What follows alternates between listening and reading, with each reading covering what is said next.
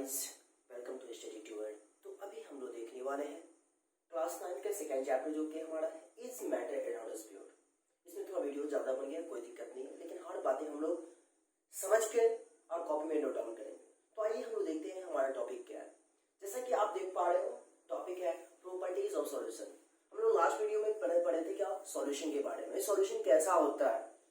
और सॉल्यूशन में जैसा कि हम लोग जानते हैं कि सॉल्यूशन हम लोग जो पढ़ रहे हैं वो बाइनरी सॉल्यूशन पढ़ रहे हैं, और सॉल्यूशन जो बनता है वो that is made by the solute and solvent. दो चीज में जरूर रहता है, हम लोग पढ़ा था, ठीक है। अब हम लोगों ने ये भी साथ में पढ़ा था क्या कि सॉल्यूट और सॉल्वेंट में भी वो हो सकता है सॉलिड और liquid, liquid liquid, solid gas, liquid gas, है ना, गैस गैस, लिक्विड लिक्विड, ऐसा हो सकता है। तो ऐसे पॉसिबिलिटीज जो है, ऐसे कितने टाइप्स ऑफ सॉल्यूशन बनाया था हम लोगों ने, 9 टाइप्स बनाया था। Solid liquid gas, solid solid solid, solid liquid gas, liquid liquid liquid, solid liquid gas, gas gas gas, 3 6 9 यानी 9 पॉसिबिलिटीज आया था मेरे को क्या।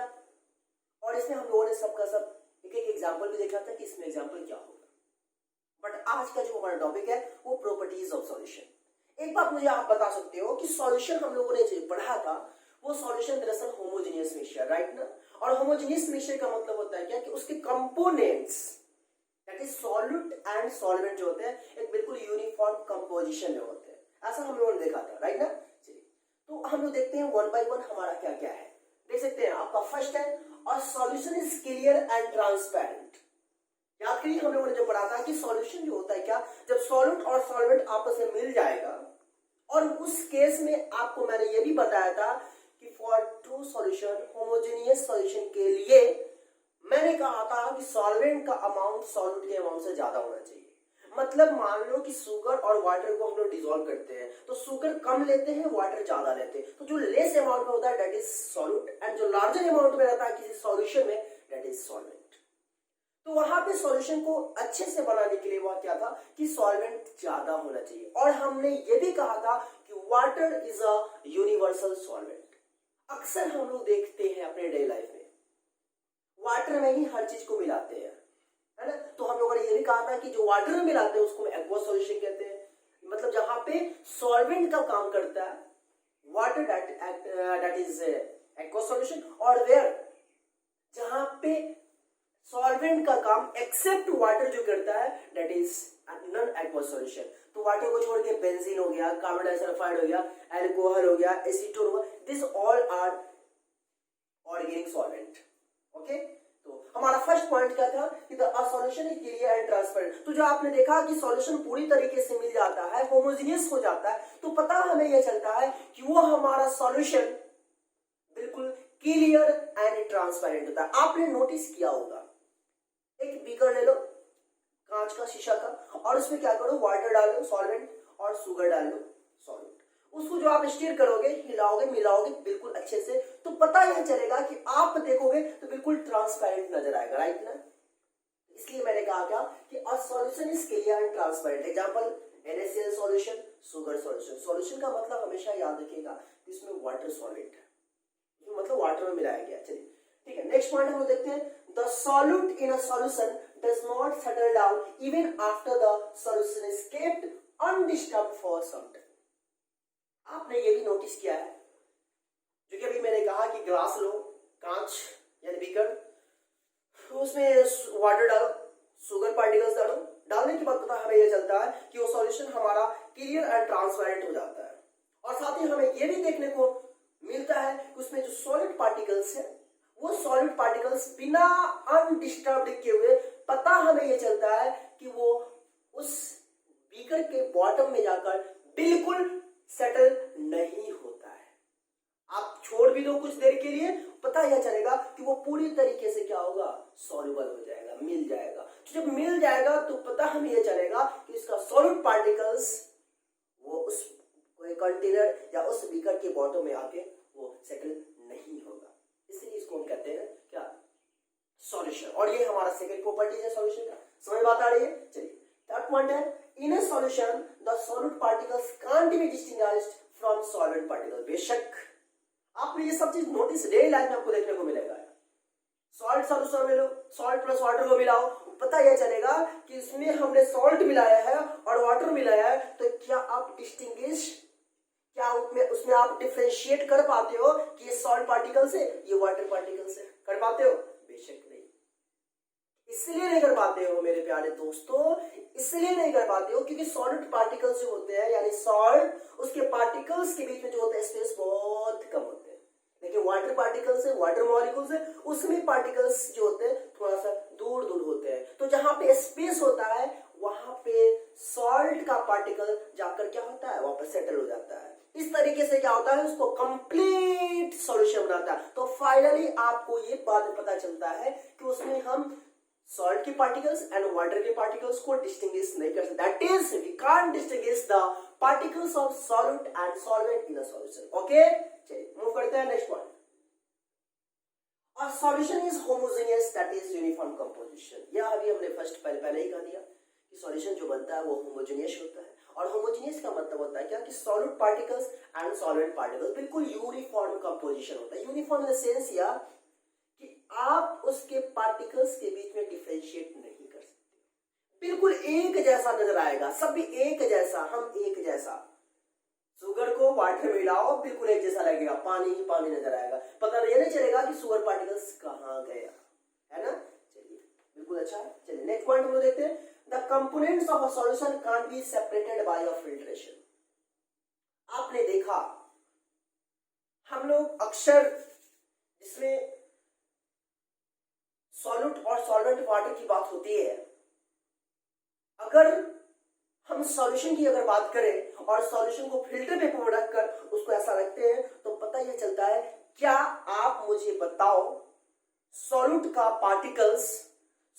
पार्टिकल्स वो फिल्टर पेपर से पास कर पाता है? बिल्कुल पास करता है। क्या सॉल्यूट पार्टिकल्स फिल्टर पेपर पे रेसिड्यू के रूप में आता है? नहीं आता है, नहीं आता है। पता हमें यह चला कि कहने का सेंस क्या है कि the solute particles in a solution can't be separated by a filter paper. यानी कि फिल्टर पेपर पर रखोगे पता ये चलेगा सॉल्यूशन बीकर में आ जाएगा। यानी कि हमने सॉल्यूट पार्टिकल्स को फिल्टर पेपर के जरिए अलग नहीं कर सकते। ठीक है, नेक्स्ट पॉइंट है, बहुत इंपॉर्टेंट बता रहा हूं। The diameter of the solid particles in a solution of the order 10 का पावर -8 सेंटीमीटर। मैं बताना यह चाहूंगा कि सॉल्यूशन में सॉल्यूट और सॉल्वेंट होता है और सॉल्यूट के पार्टिकल्स का डायमीटर, सॉल्यूट है तो डायमीटर मतलब छोटा टुकड़ा होगा, तो एक तरह से सर्कुलर होगा, स्फेरिकल होगा, इसलिए वहां पर रेडियस और डायमीटर की बात होती है। तो सॉल्यूट पार्टिकल्स का डायमीटर किसी सॉल्यूशन में हमेशा 10 का पावर -8 सेंटीमीटर होता है। इस बात को याद रखिएगा। और मैं आपको बताना यह चाहूंगा कि क्लास 10th जो बोर्ड होता है इसमें एक क्वेश्चन पूछा भी गया था कुछ यूनिट से रिलेटेड। तो मैं सोच रहा हूं कि उस यूनिट को बता दूं और आपको सस्पेंशन जब मैं पढ़ाऊंगा तो उसमें भी यूनिट का काम आएगा, इसलिए मैं सोच रहा हूं इसको बता दूं। Got mind. हाँ, तो फिलहाल अभी आपने इतना तो समझा कि किसी सॉल्यूशन में सॉल्यूट का जो पार्टिकल्स का ऑर्डर होता है 10 to the power -8 सेंटीमीटर, हमेशा याद रखिएगा। चलिए अब ध्यान देंगे, याद रखिएगा 1 mm, mm का मतलब है मिलीमीटर। 1 मिलीमीटर इक्वल होता है 10 to the power -3 मीटर। याद रखेंगे, मैं इसको सर्कल कर देता हूं। 1 मिलीमीटर इक्वल 10 का पावर -3 मीटर, हमेशा याद रखिएगा। फिर उसके बाद है 1 माइक्रोमीटर, म्यू इसको बोलते हैं, म्यू को मतलब माइक्रो, याद रखिएगा। ये क्या है? माइक्रो। नहीं समझ में आए पॉज करिएगा, समझिएगा, कॉपी पर नोट डाउन करिएगा। 1 माइक्रोमीटर इक्वल होता है 10 का पावर -6 मीटर, हमेशा याद रखेंगे। ये सब यूनिट है, बहुत ही कारगर यूनिट है और यही पूछा गया था 1 मिलीमीटर और 1 माइक्रोमीटर में कितना होता है। तो 1 मिलीमीटर में 10 का power -3 metre and 1 micrometre equal 10 to the power -6 metre. Is it okay? चलिए फिर उसके बाद है 1 नैनोमीटर। 1 नैनोमीटर इक्वल होता है 10 का पावर -9 मीटर। याद रखेंगे 1 nanometre equal 10 to the power -9 metre. nm का मतलब होता है नैनोमीटर। 1 नैनोमीटर इक्वल 10 का पावर -9 मीटर। फिर उसके बाद है 1 एंगस्ट्रॉन। 1 एंगस्ट्रॉन, ए का पावर 0 एंगस्ट्रॉन बोलते हैं, एंड 1 एंगस्ट्रॉन इक्वल होता है 10 to the power -10 metre. Clear है? इसको मैं घेर दिया। फिर उसके बाद नीचे स्पेस दिख रहा होगा। चलिए अब उसके बाद मैं आपको बताऊंगा 1 पिकोमीटर। 1 पिकोमीटर दैट इक्वल होता है 10 to the power -12 metre. Clear है? चलिए इसको भी घेर देता हूं। और ये सब मैं जो लिख रहा हूं आप ये हमेशा याद रखिएगा, क्योंकि न्यूमेरिकल्स में भी काम देगा और सस्पेंशन में बताऊंगा तो आपको नैनोमीटर देखने को मिलेगा। ठीक है, क्लियर है बातें? चलिए, तो 1 पिकोमीटर इक्वल 10⁻⁻12 मीटर। और साथ ही आप तो बचपन से जान के आ रहे हो 1 मीटर इक्वल 100 सेंटीमीटर। ओके, चलिए, फिर इसके बाद 1 किलोमीटर इक्वल होता है 1000 मीटर। ओके, ये सब बातें तो आप बचपन से पढ़ते आ रहे हो। बस इतना ही हमें कन्वर्जन लिखना था, यूनिट लिखना था, और कोशिश ये करिएगा कि इसको याद कर ले, क्योंकि भविष्य में आपको हर जगह ये चीज देखने को मिलेगा जो कि बहुत ही इंपॉर्टेंट है। अब हम लोग मूव करते हैं कि किसी भी सॉल्यूशन में हम लोग अक्सर सॉल्यूशन बनाना होता है तो अपने मन के अकॉर्डिंग सॉलिड पार्टिकल्स को उसमें डिसॉल्व करते हैं, राइट?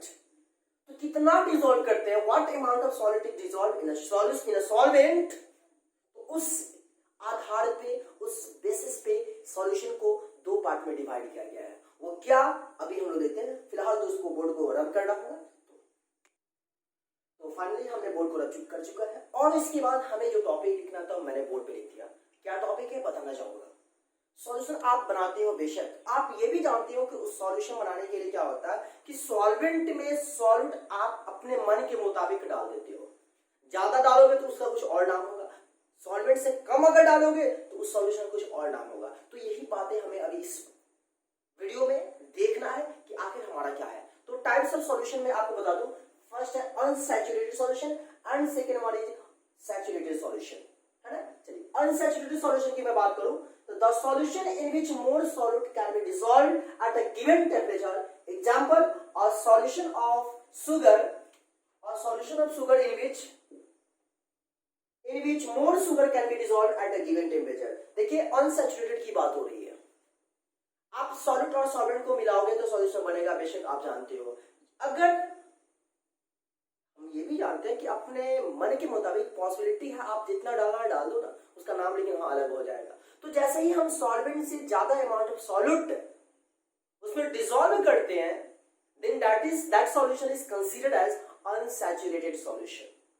मतलब यह कि जब शुगर को वाटर में डिसॉल्व करोगे तो उस केस में वाटर का अमाउंट शुगर के अमाउंट से कम होना चाहिए। मतलब क्या है कि शुगर ज्यादा डाल दोगे और वाटर कम डालोगे तो उस केस में वैसे सॉल्यूशन को हम क्या कहेंगे, अनसैचुरेटेड सॉल्यूशन। अनसैचुरेटेड, क्लियर है?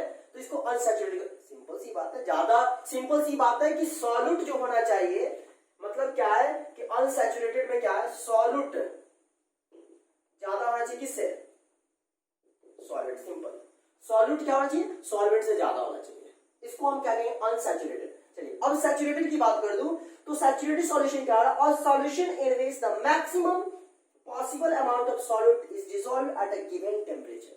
मतलब यह कि अभी मैंने क्या कहा कि सॉल्यूट अगर ज्यादा मिलाते हो तो हम अनसैचुरेटेड बोलेंगे, लेकिन maximum amount of solute that can be dissolved in a solvent at a particular temperature, at a given temperature, मतलब किसी खास टेम्परेचर पे कोई टेम्परेचर दिया हुआ है, उस टेम्परेचर पे आप मैक्सिमम अमाउंट ऑफ सॉल्यूट उसमें डिसॉल्व करोगे। मैक्सिमम अमाउंट ऑफ सॉल्यूट कहने का सेंस क्या है कि ऐसा नहीं कि सॉल्वेंट से ज्यादा, इतना डालना है कि आपको वहां पे सॉल्वेंट का अमाउंट सॉल्यूट से कम होना चाहिए।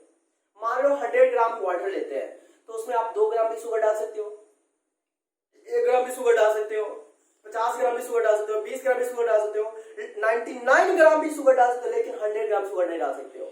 मतलब क्या कि वाटर के अमाउंट से, यानी सॉल्वेंट के अमाउंट से सॉल्यूट का अमाउंट ज्यादा होना चाहिए, मतलब सॉल्वेंट ज्यादा होना चाहिए।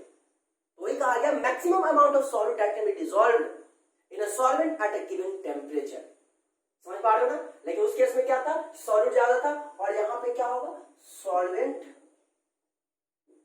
ज्यादा होगा किससे, सॉल्यूट से। क्लियर है? तो इसको हम क्या कहते हैं, हम कहते हैं सैचुरेटेड सॉल्यूशन। क्लियर है ना। हम लोग अक्सर सैचुरेटेड सॉल्यूशन लाते हैं, ना कि अनसैचुरेटेड सॉल्यूशन लाते हैं। Common salt plus water, common salt कम होता है, वाटर ज्यादा होता है, वो सैचुरेटेड हो गया। लेकिन वहीं पे हम क्या करेंगे, कॉमन सॉल्ट ज्यादा कर दो और वाटर कम कर दो, पता चलेगा कि वो अनसैचुरेटेड हो जाएगा। अब मन में ख्याल आया होगा कि कभी कभी सर सब्जी बनती है, ठीक है ना, तो उसमें नमक ज्यादा लगता है। तो नमक ज्यादा रहता है बुआ जी, मैं आपको बताना ही चाहूंगा फ्रेंड आपको बताना बताना ये चाहूंगा कि उसमें आपने नोटिस किया है कि नमक ज्यादा लगता है, बेशक मानते हैं, नमक का टेस्ट आपको ज्यादा मिलता है, मानते हैं, लेकिन इसका ये मतलब नहीं है कि उसमें जो सॉल्वेंट पार्टिकल्स है उससे कहीं ज्यादा है। थोड़ा सा नमक तेज होता है, उसका टेस्ट थोड़ा ज्यादा, जायका ज्यादा पता चलता है, इस कारण से आपको लगता है। वैसे वहां भी कम ही डाला जाता है, लेकिन वो सॉल्यूशन नहीं है, वो सब्जी है। चलिए, तो यहाँ पर मैंने बताया कि अपने मन के अकॉर्डिंग, अपने पॉसिबिलिटी, जो भी पॉसिबिलिटीज है सॉल्यूट को डिसॉल्व करने का, उस क्राइटेरिया पे दो पार्ट में बांटा गया, सैचुरेटेड एंड अनसैचुरेटेड। अब है हम लोग देख लेते हैं क्या आपका टॉपिक है, सॉल्युबिलिटी, सॉल्युबिलिटी जिसको हम विलेयता कहते हैं। The amount of in grams of a solid dissolved in 100 gram of the solvent to make a saturated solution is called the solubility of।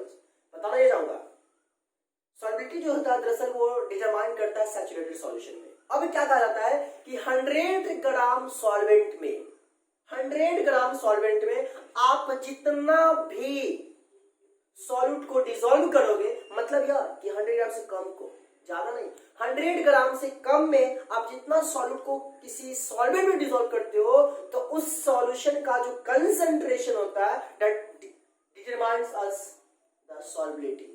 मतलब उसमें सॉल्यूट कितना मिलाया गया है, कितना परसेंट मिलाया गया, उसको हम क्या कहेंगे, सॉल्युबिलिटी कहेंगे। उसी को दूसरे वर्ड में हम लोग कंसंट्रेशन ऑफ द सॉल्यूशन भी कह सकते हैं। समझ रहे बात ना। और सॉल्युबिलिटी किसको डिटरमाइन करता है, सैचुरेटेड को। तो 100 ग्राम सॉल्वेंट में आप जितना सॉल्यूट को डिसॉल्व कर रहे हो, जितना सॉल्यूट को डिसॉल्व कर रहे हो, that give us the solubility of a solution. Okay, चलिए मैं इसका फॉर्मूला यहां पर लेता हूं, नीचे स्पेस कम है, तो सॉल्युबिलिटी इक्वल हो जाएगा आपका, solubility equal mass of solute, mass of solute by mass of solvent into 100। याद रखिएगा ये आपका सॉल्युबिलिटी का एक्सप्रेशन होगा, इस पे आपका न्यूमेरिकल सी बनेगा, solubility equal mass of solute by mass of solvent into 100। मतलब सॉल्युबिलिटी सॉल्यूट पर डिपेंड करता है कि सॉल्यूट आप कितना मिला रहे हो इन 100 ग्राम ऑफ सॉल्वेंट। ओके, इसको शॉर्ट में हम यह भी कर सकते हैं, सॉल्युबिलिटी इक्वल, सॉल्युबिलिटी इक्वल, मान लो ना कि x ग्राम हम सॉल्यूट डिसॉल्व कर रहे हैं w ग्राम ऑफ सॉल्वेंट में। If I am dissolving the x gram of solute in w gram of solvent, then what will be the solubility of the solution? That will be here x by w into 100। याद रखिएगा, ये भी आप एक तरह से short में मैंने लिख दिया, x by w into 100। मतलब x क्या हुआ, x आपका सॉल्यूट हुआ, मास सॉल्यूट, w क्या हुआ, मास ऑफ सॉल्वेंट हुआ। तो आप कहीं पर लिख दोगे x is the mass of solute and w is the mass of solvent. Okay, तो फाइनली आपका यहाँ पे मैंने सॉल्यूशन के बारे में कंप्लीट बता दिया। अब हम लोग नेक्स्ट वीडियो में चलेंगे सस्पेंशन क्या होता है, फिर उसका प्रॉपर्टीज, फिर कोलाइड क्या होता है उसका प्रॉपर्टी, और उसके बाद चैप्टर फिनिश। मतलब 2 वीडियोस और चलेगा इस पे, उसके बाद खत्म हो जाएगा। तो उम्मीद करता हूँ आपको बातें अच्छे से क्लियर हुआ। अगर क्लियर हुआ तो प्लीज दिल से वीडियो को लाइक करिए और अपने दोस्तों के बीच ये शेयर आप जरूर करें। इसको लाइटली मत लो, अपने दोस्तों के बीच वीडियो को शेयर करो, शेयर करो। हर पर्सन, हर प्राणी, हर एक प्राणी अपने दोस्तों, 4 दोस्तों को मत शेयर किया करो। 4 दोस्तों को शेयर करोगे और वो 4 को शेयर करें, इस तरीके से क्या हो, सब लोगों के पास ये वीडियो पहुंच जाएगा, जिससे क्या होगा कि उसको भी पता चले हाँ कि आलम सर या सर जो पढ़ाते हैं वाकई में हमें बातें समझ में आई। तो चलिए ठीक है, तो आपको बातें अगर समझ में आए तो कॉपी में जरूर नोट डाउन करिएगा, क्योंकि आपका एक नोट्स तैयार हो रहा है और आप जानते हो कि बिल्कुल सिस्टमेटिक ढंग से हर टॉपिक, हर एक छोटा छोटा टर्म मैं आपको बता रहा हूँ जो आपको भविष्य में भी काम देगा और खैर अभी तो काम देगा ही। तो मेरे ख्याल से आज इतना ही। जय हिंद, जय भारत।